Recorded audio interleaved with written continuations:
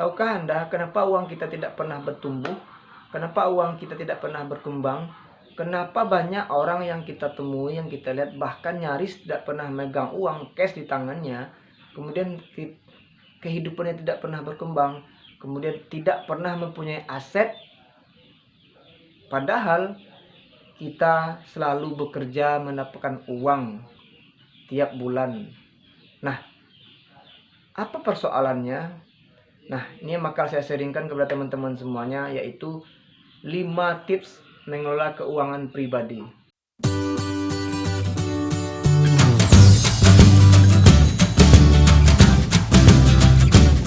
Assalamualaikum warahmatullahi wabarakatuh. Teman-teman semuanya, ketemu lagi dengan saya Andika Kurnia. Nah, teman-teman semuanya, kali ini saya bakal sharingkan kepada teman-teman semuanya ada 5 tips untuk mengelola keuangan ya. Saudara semuanya, kita mesti memahami bahwa uang itu butuh dikelola, uang itu butuh disiplin, uang itu butuh perencanaan. Nah, jadi tips yang pertama untuk mengelola keuangan pribadi, buat perencanaan keuangan saudara.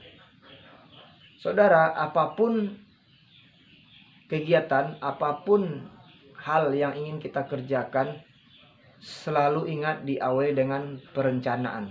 Karena apa? Karena gagal merencanakan sama saja kita merencanakan kegagalan.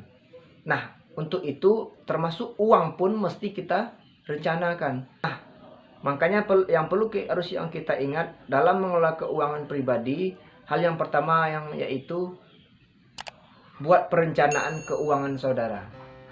Perencanaannya 1 bulan, 6 bulan, 1 tahun, 2 tahun, 5, 10, sampai 20 atau 25 tahun akan datang. Uang kita itu dikemanain, untuk beli apapun. Kita mau ngeluarin uang untuk apa? Nah, bikin perencanaannya minimal 1 hari atau minimal 1 bulan saudara. Jadi kita tidak tergesa-gesa atau tidak mengeluarkan uang di luar perencanaan. Yang pertama. Yang kedua, setelah kita membuat perencanaan, eksekusi perencanaannya. Percuma saudara kita telah membuat perencanaannya sematang mungkin, telah menulis perencanaannya sebagus mungkin, telah menulis perencanaannya serunut mungkin, akan tetapi kita tidak pernah mengeksekusinya, melaksanakannya, actionnya. Nah, untuk itu setiap kita membuat perencanaan jangan lupa dieksekusi. Tidak ada artinya kalau seandainya sebuah perencanaan yang telah bagus kita tulis, kita rencanakan, akan tetapi tidak pernah kita eksekusi, kita tindakannya tidak pernah kita lakukan, tidak pernah kita real usahanya, faktanya, actionnya. Nah, untuk itu ini yang kedua, eksekusi perencanaan keuangannya. Teman-teman semuanya, yang ketiga, hitung dan catat pengeluaran dan pemasukan. Nah, saudara, kenapa kita membeli sesuatu? Kenapa kita sering uang kita tidak pernah ketemu? Kenapa kita tidak pernah mempunyai keuangan yang banyak? Salah satunya kenapa kita tidak pernah mencatat dan menghitung berapa uang masuk kita dan berapa uang keluar kita. Kita nerima uang tiap bulan, kemudian apa yang kita beli seenaknya. Apa yang kita lihat beli seenaknya. Apa kita mau kita beli seenaknya. Akhirnya apa? Akhirnya keuangan kita tidak terkontrol. Uang masuk dan uang keluar itu kita tidak tahu berapa uang masuknya, berapa uang keluarnya. Nah, untuk itu minimal kita pribadi kita harus mempunyai catatan keuangan.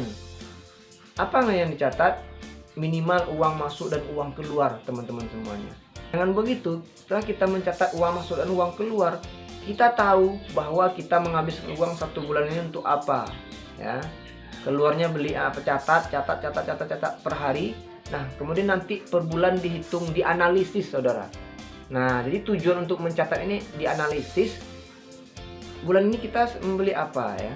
Kemudian ada yang jadi bulan-bulan selanjutnya, saudara, kita lebih fokus menganalisis apakah yang kita butuhkan, apa yang kita beli udah sesuai, apakah yang ini udah sesuai. Jadi itu tujuan untuk mencatat uang masuk dan uang keluar secara pribadi. Nah, teman-teman semuanya, seandainya kita fokus ya, mencatat terus, karena ini kebiasaan saudara. Ya, ini sepele kelihatannya tapi ini sangat luar biasa untuk kehidupan kita di masa akan datang. Nah, dengan kita membiasakan mencatat ya, kepribadian keuangan pribadi, nanti pun kalau seandainya kita punya perusahaan ya, punya usaha, punya bisnis ya, katakanlah ya. Nah, kita udah terbiasa mencatat, membuat laporan keuangan ya secara detail dan dianalisis. Ini yang penting. Karena percuma dicatat uang masuk dan tapi tidak pernah dianalisis, tidak pernah dikoreksi. Yang keempat, keluarkan uang karena kebutuhan, bukan karena keinginan. Nah, teman-teman semuanya, banyak saudara kita di luar sana ketika melihat sesuatu yang disukainya ya, ketika melihat motor, handphone, mobil, selalu ingin mengupgrade ya, selalu ingin meningkatkan ya, mengupgrade, mengganti kendaraannya, mobilnya, motornya, atau bahkan handphonenya ya. Nah, saya punya satu tip teman-teman, ketika kita jalan-jalan, ketika kita melihat barang ya, ketika kita ingin membeli sesuatu, tunda 1 hari sebelumnya ya. Saya juga pernah seperti itu. Kalau seandainya saya ingin membeli sesuatu hari ini, yang tiba-tiba terlihat mau beli, uangnya ada, kita nggak langsung beli, tunda 1 hari sebelumnya. Kita pulang dulu ke rumah ya, besoknya beli lagi.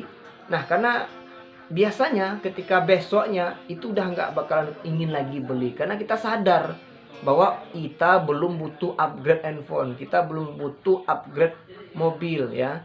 Nah, untuk itu saudara, ini penting kita lakukan. Keluarkan keuangan saudara secara pribadi karena butuh, bukan karena keinginan. Itu dia teman-teman semuanya. Yang kelima, rencanakan hidup bebas utang. Saudara semuanya, kita tahu bahwa di Indonesia ya, kita budaya berhutang ini udah terbiasa ya, udah terbiasa berhutang. Baik itu hutangnya leasing, hutangnya perorangan ya, hutangnya ke bank ya, yang riba, yang non riba, apapun itu bentuk hutang, yang jelas kita punya hutang ya. Nah, saudara, kalau seandainya kita punya hutang ke bank ya, apapun hutang biasanya yang saya tahu itu pasti mengandung riba, saudara. Nah, kenapa uang kita tidak pernah bertumbuh, kita tidak pernah punya tabungan? Karena kita berhutang, mencicil membeli sesuatu, katakanlah mobil, rumah, atau barang-barang yang lain yang elektronik, kita cicil, kemudian kita pinjam uang ke bank berhutang, itu ada bunga yang kita cicil per bulannya, saudara.